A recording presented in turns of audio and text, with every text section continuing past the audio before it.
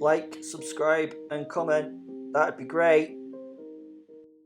Werewolf the Podcast can be found now at all good podcasting sites. This video is sponsored by Plop to Drop, the new app from App Store or Google Play that times the release from your ass to the water of your poop, and from that can work out your digestive health. Go find it. Plop to Drop. He never met me in the bar at the hotel. If you don't know who I mean, then you need to listen to the first part of this series. I mean, it was a bit of a letdown. I thought he could do with a great night out. He seemed too serious and could have done with a good time. I had a few drinks with Fen and, down in the bar. Fen is my wolf soul. He's been my best friend since childhood. He's my friend and teacher and can combine with me to form the werewolf or the wolf in the physical world. I mean, he's invisible and ghost-like to others, but to me, well, he's everything actually. He loves Iron Maiden. So as a treat, when down in London, we had chosen to stay at the Sanctum Hotel because that's the band owns it. Yeah, I know, how cool is that? I find it challenging myself to enjoy Iron Maiden as much as he does, but he has me to put up with, so I like to try and make him as happy as possible. We've seen the band live a few times and he enjoys that most, and we even stalked certain band members once or twice, but never with an intent to kill them because that'd piss him off, to be honest. I have to say, I'm more of a Motorhead fan myself, and we have our song. Yeah, I know it sounds weird that we have a song, me and Fen, but the Trooper cover by Motorhead can get us both psyched up. It's been on our pre-feeding playlist on Spotify for a while. It gets us very excited and the blood flowing before we do the murdering that we love and stuff. Anyways, back to the story. We're getting ready for the night out. We're heading to Thursday night at Heaven. You will love or hate Heaven if you don't know what Heaven is.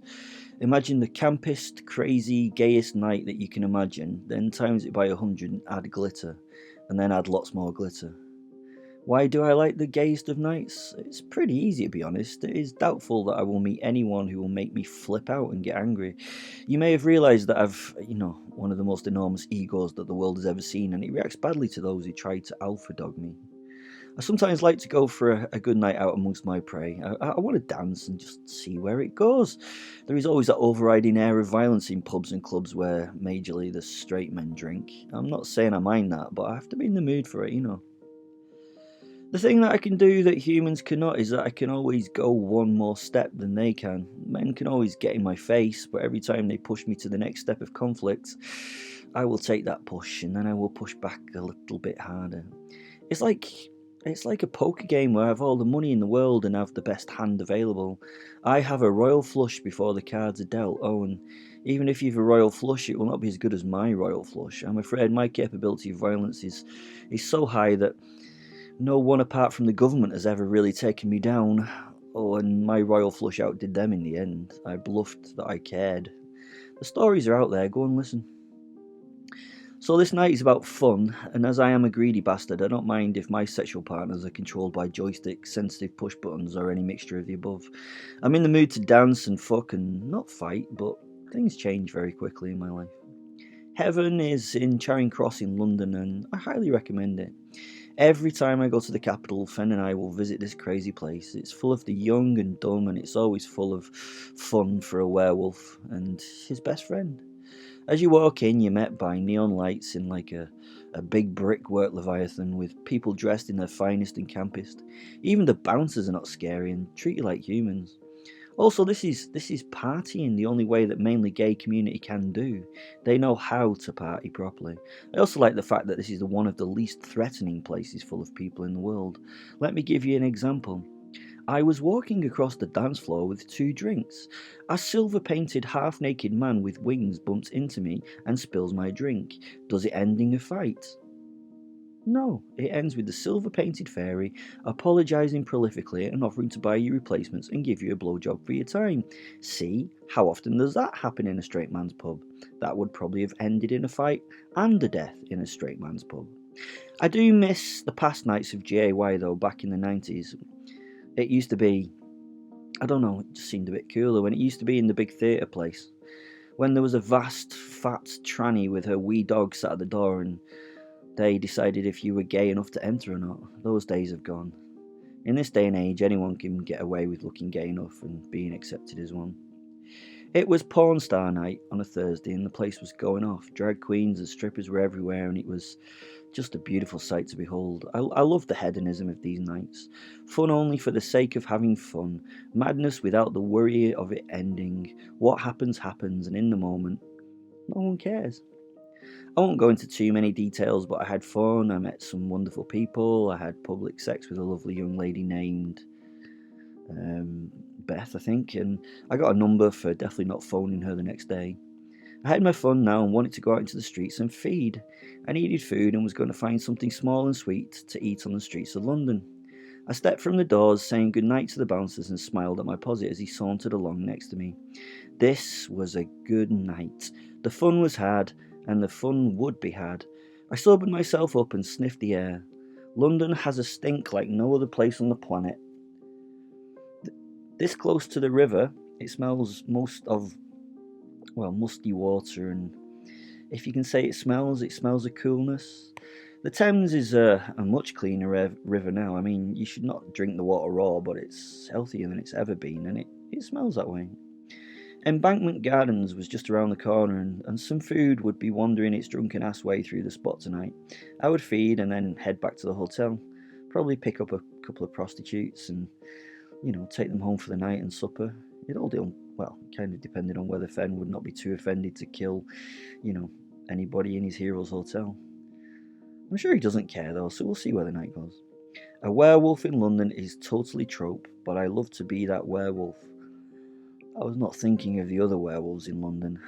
I really should have been. I was on my way down Watergate when we heard it. A howl broke the night and brought silence to the world for a moment. It was so out of context in the city that it ripped into my head and shocked me to a stumbling halt. As Fenn and I listened hard into the darkness of the night, we stood scanning the night for more. I could smell nothing or see anything else around me. It seemed ages after the first, but then another howl hit the night. It was a different one, deeper, slightly louder, definitely a different wolf. The original howler then joined it in combination, making the hackles on my neck rise. Shit, said Fenn in my head. That doesn't sound too great. They sound like they came from the direction of the river. We both turned that way, focusing on meeting anything coming from that direction. Then another wolf told us it was present. This announcement came from behind us, another loud and beautiful drawn-out howl. It sounded quite close and was joined by another, and then another, and then the original two joined in. And then there was at least 6 wolf voices in the air. At least 6 werewolves were here and were coming for me. Ah, shit, said Fenn again. That means they're hunting us tonight, Will. If we hear 6, then there'll be at least double that number. We're in deep doo-doo. I looked at him with a deep and serious face, but laughed. Did you just say doo-doo, Fenn? He nodded at me, slightly embarrassed, but knowing I meant it in an amused manner. He looked at me and I could feel his mind alter as he realised I wasn't frightened or worried about this surprise. You're a fucking psycho, Will. What's the plan? He laughed.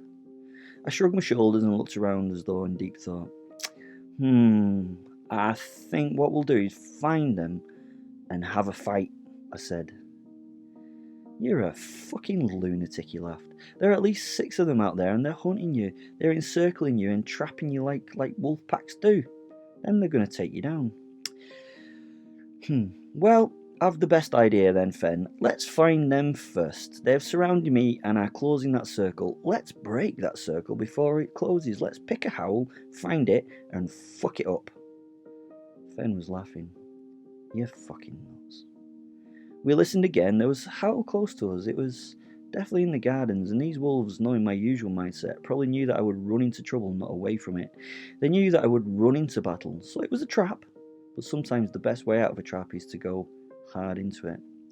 As I entered the Embankment Gardens, I absorbed my posit and ran with my new senses in my werewolf form straight for the creature that was howling. I covered the grass quickly, and I knew I would hit this animal as hard as possible. It was standing in were form quite near Cleo's needle and was waiting for me. I could sense the other wolves near, in the shadows, but I was accelerating and making for the one that was posturing.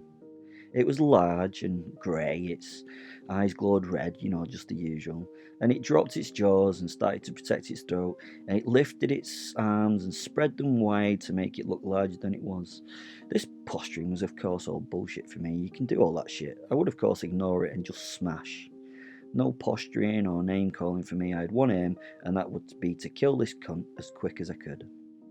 I kept running, and it wasn't ready. I hit it at full pace, even though it tried to leap out of the way at the last second. My charge struck it full in the chest with a smashing blow, and it flew across the grass to where I landed with both feet on its chest, breaking ribs and tearing flesh before raising my right foot and stamping on its head repeatedly. I was ignoring the charging wolves coming at me from other directions. They thought that I'd react and stop smooshing their packmate. No, I had to ensure he was dead before moving on to the next kill. Otherwise, he would be back on his feet and trying to kill me again in a matter of moments. The downed wolf's head finally exploded with a final stomp. I joyfully felt the bones of the skull go. And then there was a sharp pain as some of those bones entered my feet.